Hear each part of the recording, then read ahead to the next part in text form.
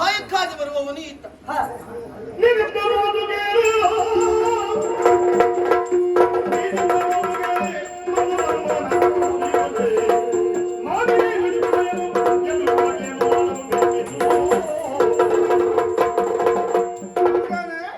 ಹಾರವನ್ನು ಹಿಡಿದು ಕರೆದಾಗ ಘೋರರೂಪಿ ಬರ್ತಾರೆ. ಹಾಗಾಗಿ ಇಷ್ಟೊಂದು ಬಲವೆಯಿಂದ ನಡೆಯಲಿಕ್ಕೆ ಕಾರಣ ಆ ಹಾರವೇ ಅಂತ. ಹಾರದ ಬಲುಮೆ ಆ ಹಾರವನ್ನು ಹೇಗೆ ಪಡೆದವಳು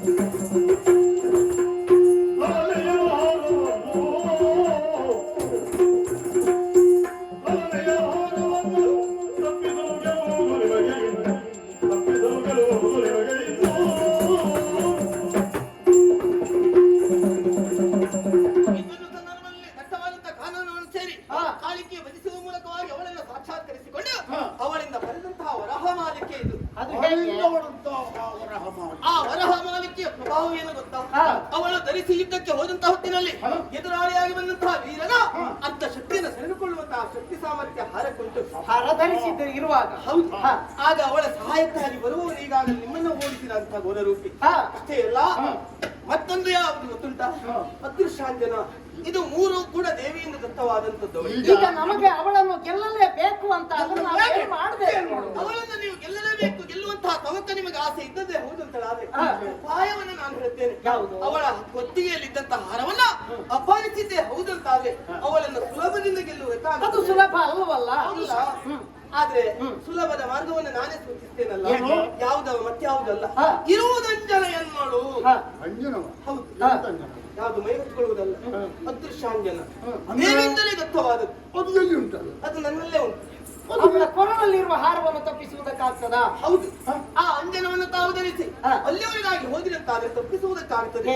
ಅದು ಯಾವ ಗಳಿಗೆಯಲ್ಲಿ? ಮಧ್ಯಾಹ್ನ ಹೊತ್ತು ಆಹಾರವನ್ನು ಮುಂಜಿಸಿ ವಿಶ್ರಾಂತಿಯನ್ನು ಪಡೆಯುವಂತ ಹೊತ್ತಿನಲ್ಲಿ ಹಾರದ ಮಹತ್ವಕ್ಕಿಯನ್ನು ಅರಿತಂತ ಆಕೆ ಕೊರಳಲ್ಲಿ ಧರಿಸಿ ಮಲಗುವವಳಲ್ಲ. ತಾನು ಮಲಗುವಂತ ಪಲ್ಲಂಗದ ಕುಂಭಕ್ಕೆ ಹಾರವನ್ನು ತೆಗೆದಿಟ್ಟು ಮಲಗುತ್ತಾಳೆ. ಆ ಕಾಲದಲ್ಲಿ ಸುಲಭದಿಂದ ಹಾರವನ್ನು ಗೆಲ್ಲಬಹುದವಳನ್ನು ಗೆಲ್ಲಬಹುದು. ಹಾಗಾದ್ರೆ ಈಗ ನಾವು ಅಲ್ಲಿಗೆ ಹೋದಾಗ ಎಲ್ಲವರಿಗೂ ನಾವು ಕಾಣ್ತೇವೆ. ಕಾಣದೆ ಇದ್ದ ಹಾಗೆ ನಾವು ಹೋಗಬೇಕು ಅಂತ ಆದ್ರೆ ಇರುವುದು ನಿನ್ನಲ್ಲಿ ಅಂಜನ.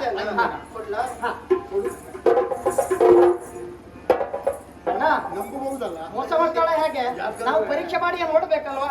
ಅಲ್ವಾ? ಇದು ಸ್ತ್ರೀ ರಾಜ್ಯ. ಅದಕ್ಕೆ ಹೇಳಿದ್ದು ನಾನು ವಿಚಾರ ಅಲ್ಲ. ಶತ್ರುಗಳನ್ನು ಸಂಹಾರ ಮಾಡುವಲ್ಲಿ ಕಾಲ್ಗೆಜ್ಜೆಯಲ್ಲಿ, ಸೊಂಟದ ಪಟ್ಟಿಯಲ್ಲಿ, ಉಂಗುರದಲ್ಲಿ ಎಲ್ಲ ವಿಷವನ್ನು ಇರಿಸಿ ಕೊಲ್ಲುವಂತಹ ಈ ಒಂದು ಇತಿಹಾಸದಲ್ಲಿ ನಡೆದು ಹೋದದ್ದು ನಮಗೆ ಗೊತ್ತಿದೆ. ಸತ್ಯ ವಿಚಾರ ತಿಳಿಯಬೇಕಿದ್ರೆ ಇದನ್ನು ನೀನು ಧರಿಸಬೇಕು. ನಾನು ಧರಿಸಿಕೊಡ್ತೇನೆ. ಸಾಕ್ಷಿಗೆ ನಾನು ಇರ್ಬೇಕು. ಈ ರೀತಿಯಲ್ಲ, ಹೌದಲ್ವಾ? ಧರಿಸಿ.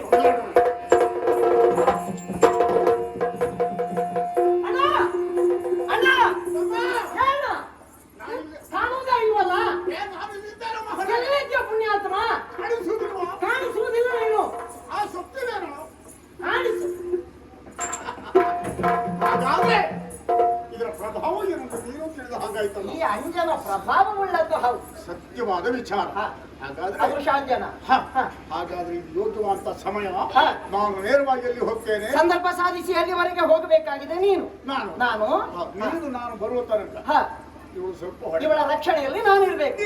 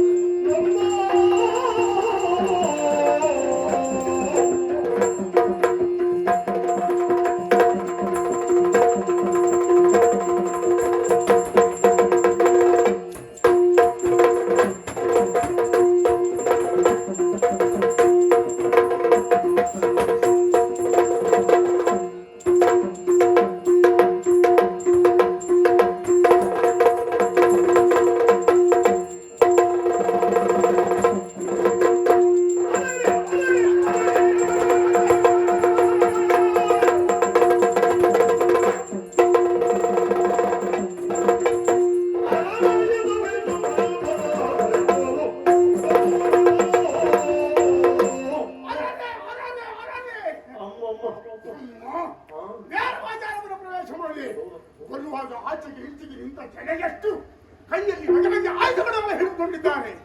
ಆದ್ರೆ ಹಿಡ್ಕೊಂಡು ಸುಮ್ಮನೆ ನಿಂತ್ಕೊಂಡೇ ಇದ್ದಾರೆ. ನಾನು ಮಾತ್ರ ಅವರ ಕಣ್ಣಿಗೆ ಯಾರಿಗೂ ಕಾಣಿಸಲಿಲ್ಲ. ನೇರವಾಗಿ ಅರಮನೆಯನ್ನು ಪ್ರವೇಶ ಮಾಡಿದ್ದೇನೆ. ಅವಳು ಯಾವಾಗಲೂ ಸಭೆಗುವಂತಹ ಚಾವಡಿಯನ್ನು ಕಂಡೆ ಏನು ವೈಭವ ಏನು ವೈಭವ. ನಮಗದು ಬೇಡ, ಅವಳು ಬೇಕಾದ್ದು, ನಮಗೆ ಹಾರ ಬೇಕಾದದ್ದು. ನೇರವಾಗಿ ಅವಳು ಬರುವಂತ ಏಕಾಂತವನ್ನು ಪ್ರವೇಶ ಮಾಡಿದ್ದೇನೆ. ಆದರೆ ಸಾಕು, ಒಳ್ಳೆ ಹಾಯಾಗಿ ನಿದ್ರಿಸ್ತಾ ಇದ್ದಾಳೆ. ಒಂದೊಬ್ಬಕ್ಕೆ ಶ್ರೀಹರಿ ನನಗೆ ಫಲವನ್ನು ಕೊಟ್ಟ. ಹೊರಗಿದ್ದ ಮನುಷ್ಯನ ಮೇಲೆ ಅವಳು ಹೇಳಿದ ಹಾಗೆ ಹಾರ ಎಲ್ಲಿ ಉಂಟು? ಗಂಟದ ಕಣಕ್ಕೆ ಸಿಕ್ಕಿದ್ದಾಳೆ. ಒಳ್ಳೆ ಸಮಯ ನೋಡಿ ಬಂದಿದ್ದೇನೆ. ಹಾರವನ್ನು ತಪ್ಪಿಸ್ಬೇಕಲ್ಲ, ಹಾಗೆ ತಪ್ಪಿಸ್ಬೇಕು. ನೋಡೋಣ, ಮೆಲ್ಲ ಮೆಲ್ಲ ನಾವು ಬೆಳಿಗ್ಗೆ ಸಾಕ್ತಾ ಇರ್ತೇವೆ.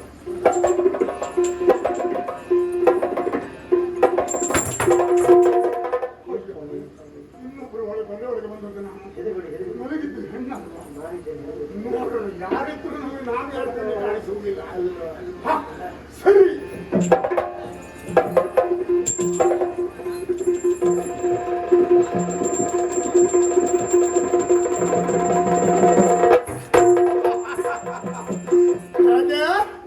ಹಾರ ಈಗ ನಮ್ಮ ಕೈಗೆ ಬಂತು. ಕೈಗೆ ಮುಂದೆ ಸಾಕಾಗುದಿಲ್ಲ. ಏನಿದ್ರು ಇನ್ನು ಕೊರಳಿಗೆ. ಈಗ ಹೇಗಾಯ್ತು? ಮುಂದೆ ಇವಳ ಸ್ಥಿತಿ ಹೇಗಾಗ್ತದೆ? ಹಾವು ಹಲ್ಲು ಮುರಿದ ಹಾಗೆ ಏನಾಗ್ತದೆ? ಎಂಥದ್ದು ಇಲ್ಲ. ಹಲ್ಲು ಮುರಿದ ಹಾವಿನ ಹಾಗಾಗ್ಬೇಕು ಸ್ಥಿತಿ. ನೋಡೋಣ, ಹಾರ ಇದೆಯಲ್ಲೋ, ಸ್ವಲ್ಪ ಹೊತ್ತು ಮನೆಯಲ್ಲಿರ್ತೇನೆ. ಅವಳು ಏನು ಮಾಡ್ತಾಳೆ, ಎದ್ದವಳು ಏನು ಮಾತಾಡ್ತಾಳೆ, ಆ ಬಗ್ಗೆ ಗಮನ ಹರಿಸ್ತೇನೆ.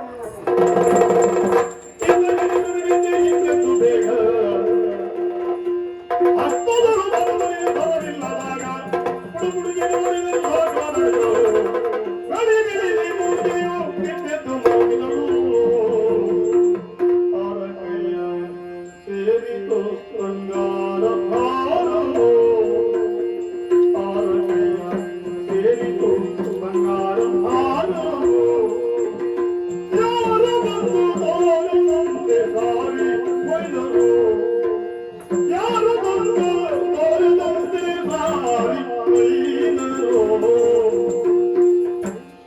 ಮಲಗುವುದಕ್ಕೆ ಮೊದಲು ನಾನೇ ಮಲಗುವಂತಹ ಮಂಚದ ಕರಕ್ಕೆ ತೂಗಿಸಿದ ಹಾರ ನಾನು ಎಚ್ಚೆತ್ತು ನೋಡ್ತೇನೆ ನಾನು ಇರಿಸಿದಲ್ಲಿ ಇಲ್ಲ ಎಂಬ ಕಾರಣಕ್ಕೆ ಮಲಗಿದ ಮಂದಿರದ ಸುತ್ತೆಲ್ಲ ಅರಿಸಿ ನೋಡಿದ್ರು ನನ್ನ ಹಾರ ನನ್ನ ದೃಷ್ಟಿಗೆ ಗೋಚರಿಸುತ್ತಾ ಇಲ್ಲ ಎನ್ನುವಲ್ಲಿಗೆ ನನ್ನರಿವಿಗೆ ಬಾರದೆ ಯಾರೋ ಚೋರರ ಹಾಗೆ ನಾನು ದೇವಿಯಿಂದ ಪಡೆದಿರುವಂತಹ ಹಾರವನ್ನು ಕದ್ದೊಯ್ದದ್ದಿರಬೇಕು.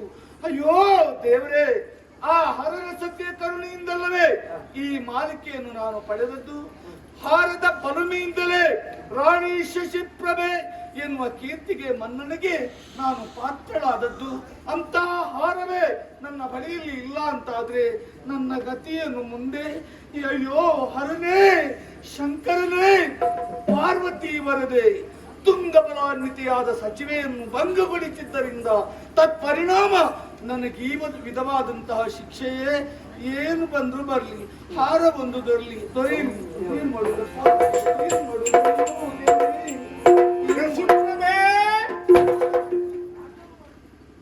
ಧ್ವನಿ ಮಾತ್ರ ಕೇಳಿಸ್ತಾ ಇದೆ.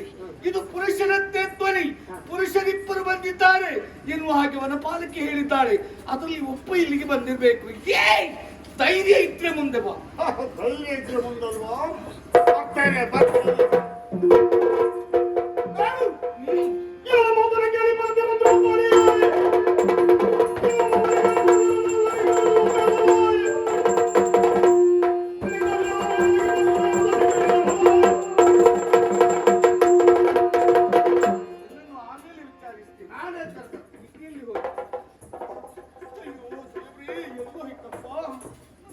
ಎಂತದ್ದು ಬಿದ್ದೋದದ್ದು, ಎಂತದ್ದು ಹುಡುಕುದಂತದ್ದು? ಹಾರ ಹಾರ ಹಾರು ಬಂಗಾರದ ಹಾರ. ತೆಗೆದಿಟ್ಟದ್ದೇ ಬಿಟ್ಟಲ್ಲ. ಹೌದು, ಬಂಗಾರದ ಅದು ಹೊರದಕ್ಕೆ ನೀನು ಅಷ್ಟು ಯಾಕೆ ತಲೆ ಏ, ಕಾಯಿಸಿ? ಒಂದು ಬಂಗಾರದ ಹಾರ ಹೋದ ಮಾಡಿದ ಅದಕ್ಕಾಗಿ ನೀನು 1000 ಬೇಕಾದ್ರೂ ಮಾಡಿಸ್ಕೊಳ್ಬೋದು. ಯೋಗ್ಯತೆ ಇಲ್ವೋ ನಿನಗೆ? ತಲೆ ಕಾಯಿಸಿಕೊಳ್ಳುವುದಿಲ್ಲ, ಸಾವಿರ ಹೋದ್ರು. ಹಾ. ಇದು ಹಾಗೆ ಅಲ್ಲ, ಹಾ. ವಿಶೇಷವಾದಂತಹ ವರದ ಹಾರ.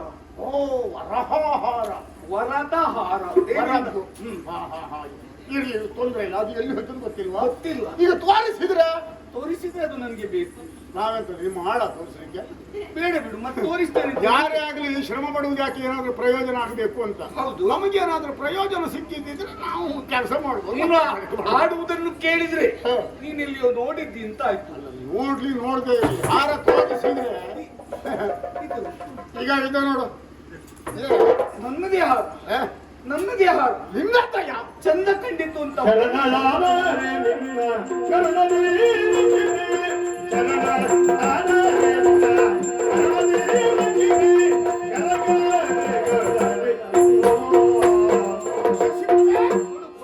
ಕಂಕರೆ ಮಾಡಬೇಡ. ಕೊಡ್ಬೇಕಿದ್ರೆ ನಾನು ಹೇಳಿದ ಒಂದು ಮಾತು ನೀನು ಕೇಳಬೇಕು. ಏನದು? ಇದಲ್ವ ಹಾರ? ಹಾ, ಹೊರಗೆ ಬಣಗಿರಿಸಿದ್ದೆಲ್ಲ ಏನೆಂದು ಪುರುಷನಿಗೆ ಪ್ರವೇಶ ಇಲ್ಲ. ಅದನ್ನು ಮೊದಲು ತೆಗೆದು ಹಾಕು. ಆಮೇಲೆ ಪುರುಷನಿಗೆ ಶರಣಾಗಿ ಬದುಕುತ್ತೇನೆ ಎಂದು ಹೇಳು. ಈ ಹಾರವನ್ನು ಕೊಡ್ತೇನೆ.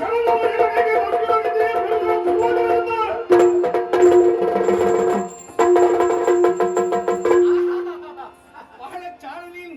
ನನ್ನ ಹಾರವನ್ನು ತಸ್ಕರದಿಂದ ಅಪಹರಿಸಿದ್ದಲ್ಲದೆ ನನ್ನ ಹಾರವನ್ನು ನನಗೆ ಮಾಡಿಸಬೇಕು ಅಂತಿದ್ರೆ ಶರಣಾಗಬೇಕು ಅಂತ ಹೇಳ್ತೀಯ. ನಾನೇ ಇದು ಯಾಕೆ ಕಾಲಿಟ್ಟು ನಾನು ನಿನ್ನ ಶರಣು ಬರಬೇಕು? ನೀನು ಪುರುಷನಿಗೆ ದ್ವೇಷ ಅಲ್ಲವೇ? ಪುರುಷರನ್ನು ದ್ವೇಷಿಸುವಲ್ಲಿ ಕಾರಣ ಇಲ್ಲವೇ ಇಲ್ಲ. ಯಾಕೆ ಹೇಳು? ಸ್ತ್ರೀಯನ್ನು ತುಚ್ಛೀಕಾರವಾಗಿ ಸಮಾಜದ ಪುರುಷರು ಕಾಣುತ್ತಾ ಪುರುಷ ಪ್ರಧಾನವಾದ ಸಮಾಜವನ್ನು ರೂಪುಗೊಳಿಸುತ್ತಾ ನಾರಿಗೆ ಸಮಾಜಮುಖವಾಗಿ ಅಸ್ತಿತ್ವವೇ ಇಲ್ಲದಿದ್ದ ಹೊತ್ತಿಗೆ ಪುರುಷರಿಲ್ಲದೆ ಹೆಣ್ಣು ಬದುಕುವುದಕ್ಕೆ ಸಮರ್ಥಳು ಎನ್ನುವುದನ್ನು ಸಾಧಿಸಿ ತೋರಿಸಲಿಕ್ಕೆ ಶ್ರೀರಾಜ್ಯ ಶಶಿಪ್ರಭೆ, ಏನು? ಒಂದು ಮುಷ್ಟಿ ಅಕ್ಕಿಯನ್ನು ನಾವು ಹಿಡ್ಕೊಳ್ತೇವೆ. ಒಂದಾಗೆರಡು ಕಲ್ಲಿರಬಹುದು, ಆಗ ಎಲ್ಲಕ್ಕೆ ಕಲ್ಲು ಅಂತ ಹೇಳುವುದಿಲ್ಲ. ಈ ಪ್ರಪಂಚದಲ್ಲಿ ಅದೆಷ್ಟೋ ಮಂದಿ ಪುರುಷರಿದ್ದಾರೆ, ಒಬ್ಬರು ಇಬ್ಬರು ಕೆಟ್ಟವರು ಇರಬಹುದು. ಪುರುಷ ಸಮಾಜವನ್ನು ನೀನು ದೂಷಣೆ ಮಾಡಬಾರ್ದಲ್ಲ. ಆದ್ದರಿಂದ ಹೇಳ್ತೇನೆ, ಖಂಡಿತ ಇದರ ಪರಿವೆ ನನಗೆ ಇಲ್ಲ ಅಂತಲ್ಲ, ಉಳಿದವರು ಹೆಣ್ಣನ್ನು ಎತ್ತಿಸುವಲ್ಲಿ ಎಚ್ಚೆತ್ತುಕೊಳ್ಬೇಕು. ಇವತ್ತು ಒಬ್ಬನಿಂದ ಮಾಡ್ತಾನೆ, ಮತ್ತೊಬ್ಬ ಮೌಲ್ಯವಿಸ್ತಾನೆ, ಎಲ್ಲರೂ ಒಬ್ಬರಿಂದ ಪುರುಷರು ಹೆಣ್ಣನ್ನು ಧಿಕ್ಕಾರ ಭಾವದಿಂದ ಕಾಣ್ತಾರೆ. ಆದ್ದರಿಂದ ಪುರುಷ ಸಾವಿತ್ವೇ ಇಲ್ಲದೆ ಮಾರಿ ಬದುಕುವುದಕ್ಕೆ ಸಮರ್ಥರು ಎನ್ನುವುದಕ್ಕೆ ಸ್ತ್ರೀಯ ಜಗತ್ತಿದೆ. ಈಗ ಆ ರೀತಿ ಹೇಳುವ ನೀನು ನಾನು ಎಚ್ಚರ ಇದ್ದಾಗೆ ಬಂದು ಹೇಳಬೇಕು. ನಾನು ಸಭೆಯಲ್ಲಿ ಇರುವುದಿಲ್ವಾ? ಸಭೆಯಲ್ಲಿ ಇದ್ದ ಕಾಲಕ್ಕೆ ನೀನು ಗಂಡು ಮಗ ಆದ್ರೆ ಎದೆ ಮುಂದೆ ಮಾಡಿ ನೀನು ಮಾಡು ತಪ್ಪು ಅಂತ ಹೇಳಿ. ನೀನು ನಾಡಿನ ಮಹಾರಾಣಿಯ ನೀನು. ಹೌದು, ಮಧ್ಯಾಹ್ನ ಹೊತ್ತಿಗೆ ಇಷ್ಟು ಹೊಟ್ಟ ತುಪ್ಪ ಸರಿ ತಕೊಂಡು ಕಾಲು ಹಾಕೊಂಡು ಮನಸ್ಸಿನ ಮಲ್ಕೊಂಡಿದ್ದೀವಿ ಅಂತಾದ್ರೆ ನಿನಗೆ ಏನು ಹೊಣೆಗಾರಿಕೆ ಉಂಟು? ನಿನ್ನ ಮನೆಯ ಇದು ನನ್ನ ಮನೆ, ನಾನು ಯಾವ ವ್ಯವಹಾರ ಮಾಡ್ತೀನಿ ನನಗೆ ನಾನು ಅದನ್ನು ತಿದ್ದಲಿಕ್ಕೆ ಬಂದಿದ್ದೇನೆ. ನಿನಗೆ ಹಾರ ಬೇಕು, ಕಾಲು ಹಿಡಿಬೇಕು, ಅದನ್ನ ಜಾಗ್ರತೆ ಕೊಡ್ತಿದ್ರು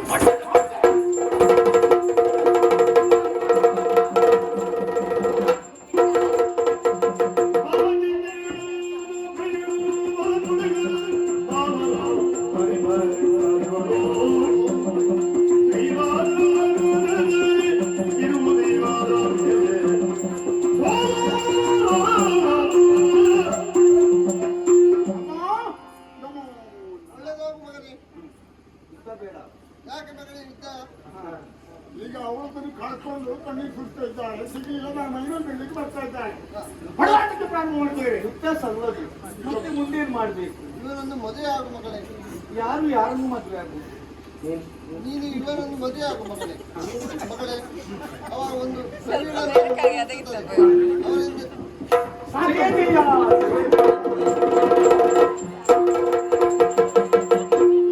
ಹೆಚ್ಚು ಮಾತಾಡುವುದಿಲ್ಲ, ಇಷ್ಟು ದಯವಿಟ್ಟು ಅಂತ ಹೇಳು. ನಮ್ಮ ಮನಸ್ಸಿನಲ್ಲಿ ಒಂದು ಹೇಳಿಕೊಂಡಿದ್ದಾಳೆ. ನಿಮ್ಮ ದಾಂಪತ್ಯ ಪ್ರತೀಕವಾಗಿ ಮುಂದೊಬ್ಬಳು ಹೆಣ್ಣು ಮಗಳು ಹುಟ್ಟುತ್ತಾಳೆ, ಅವಳಿಗೆ ಹೆಸರಿಡ್ಬೇಕು. ನನ್ನ ಮನಸ್ಸಲ್ಲಿ ಹೇಳ್ತಾ ಉಂಟು, ಇರುವಂತ ಹೆಸರಿಡ್ಬೇಕಂತೆ. ಈ ಭಾಗ್ಯ ಯಾರಿಗುಂಟು? ನಿನ್ನಂತ ಹೆಣ್ಣನ್ನೇ ಹುಡುಕದ ಹೊರಟು ನಾವು ಶ್ರೀಹರಿ ನಮ್ಮ ಆಸೆಯನ್ನು ಕೈಗೂಡಿಸಿ ಮೊದಲೇ ಮೆಚ್ಚಿದ ಭ್ರಮರ ಕುಂತಳೆಯನ್ನು ಮದುವೆ ಆಗಬೇಕು. ನಿಮ್ಮ ತಮ್ಮ ಹಾಗೆ ಇರುವುದಿಲ್ಲ, ನನ್ನ ಸೇನಾನಿ ಇದ್ದಾಳೆ. ಶಶಿಪ್ರಭಾ ಪರಿಣಯ ಪದ್ಮಾಖ್ಯಪುರದಲ್ಲಿ ಅಲ್ಲಿ ಒಂದೇ ಮಾತು ಹೆಚ್ಚಿಗೆ ಆಡುವುದಿಲ್ಲ. ಯಾವುದು? ನಾನು ಇವು ಯಾರಿಗೂ ಮದುವೆ ಆಗ್ಬೇಡಿ ಅಂತ ಹೇಳಿದ್ದೇನೆ. ತಪ್ಪಲ್ಲ. ಈಗ ನಾನು ಮದುವೆ ಆಗ್ಲಿಕ್ಕೆ ಹೊರಟಿದ್ದೇನೆ. ಈಗ ನಿನಗೆ ಗಂಡ ಆಯ್ತು, ಇಲ್ಲಿದ್ದವರಿಗೆ ಪರಿಸ್ಥಿತಿ ಏನು ಹೇಳು? ಅವರಿಗೆ ನಿನ್ನ ಕಡೆ ಪ್ರಾಯ ಹೊರಟಿದ್ದಾರಲ್ಲ, ನಮ್ಮೂರಿನಲ್ಲಿದ್ದಾರೆ. ಬನ್ನಿ ಇವರನ್ನೆಲ್ಲ ಕರ್ಕೊಂಡು